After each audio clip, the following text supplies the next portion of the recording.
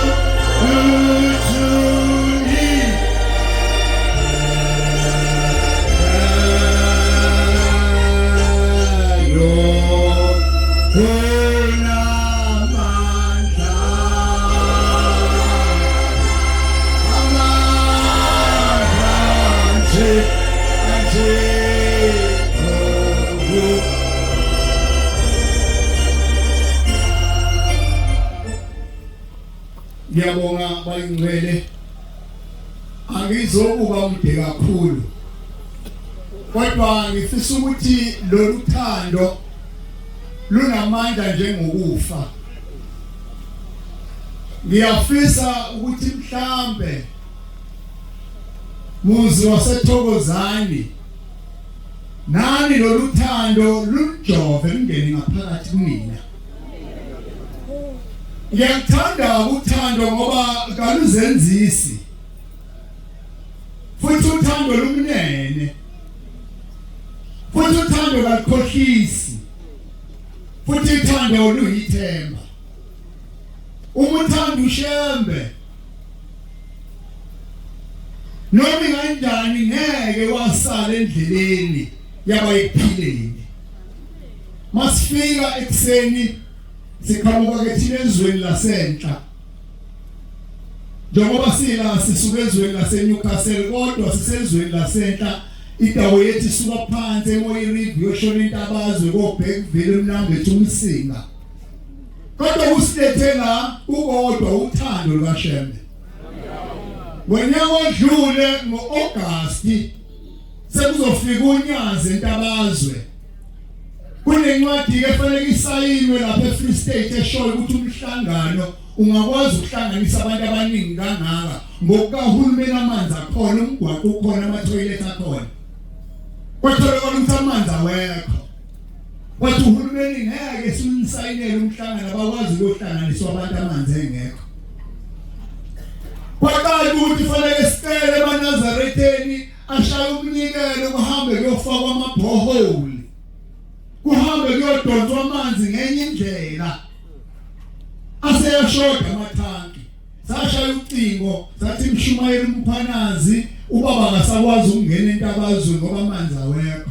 kodwa wasuka uMshumayeli Mkhwanazi asazi ke wenze njani kodwa wangena umnikelo wathi na umnikelo wethanki osuke eThokozani.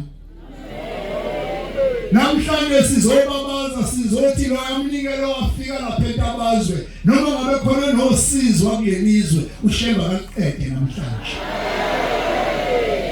Mase sifika la uthando lusilethe la sithi madlule emayini siza kahle imoto yavesana yaqina ihamba kwaba mnyama nje yonke into yathula khona lapha yabuyela emgaqweni safonela le abayaziyo ngoba imoto entsha ukuthi kwenze njani bathi nababazi bazothumela abantu abasuka eRichards Bay bezoyibheka indaba yamanje ekseni le akuyona inkonzo le kodwa ngifuna ukulungisa wena ukuthi uthando lwakho maliphelele kuShembe unethemba lipheleleyo.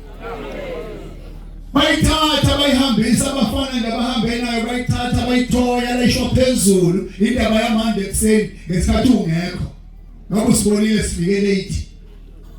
Yahamba eRichards Bay bathe eRichards Bay ngesikwazi ukuyenza lutho la itechnician iyongena ngomsombuluko ezokwazi indaba yale moto ngoba ifuna ama computer ukufakwa kuyona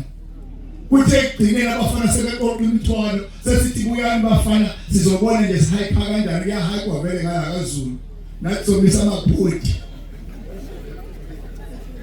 bathe abafana bethu bafika omunye umlungu athinta nje izintwana ezinye wayithinta thina la sishinto yodwa awushembe size ngothando kodwa siyakwethemba wena sizolala emakhaya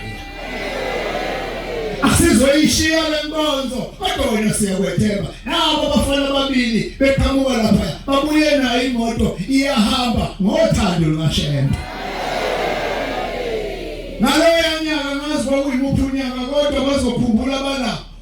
usewumvangeli manje ngingambona lo baba usethempelini eSamuela ngakomduku emgaqweni oshonale phezulu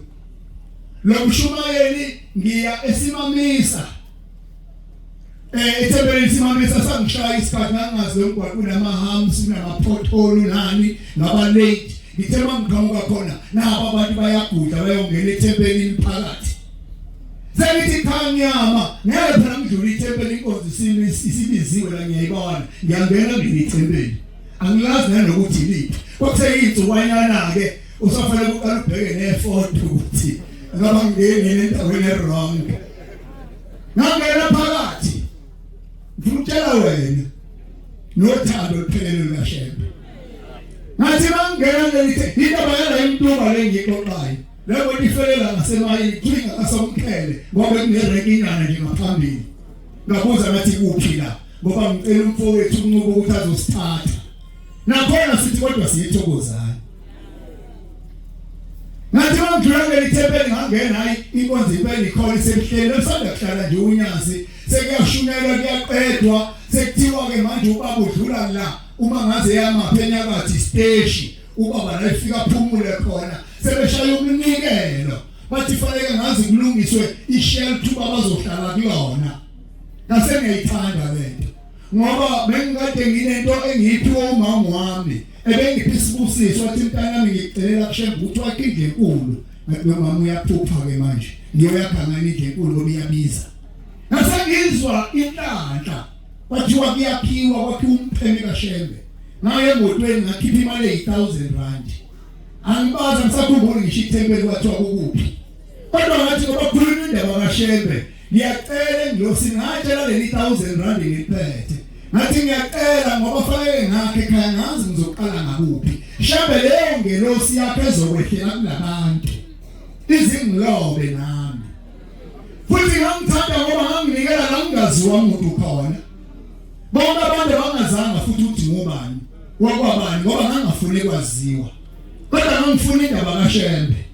ngayizwa ngayithola ngishiya 1000 bajabula bagida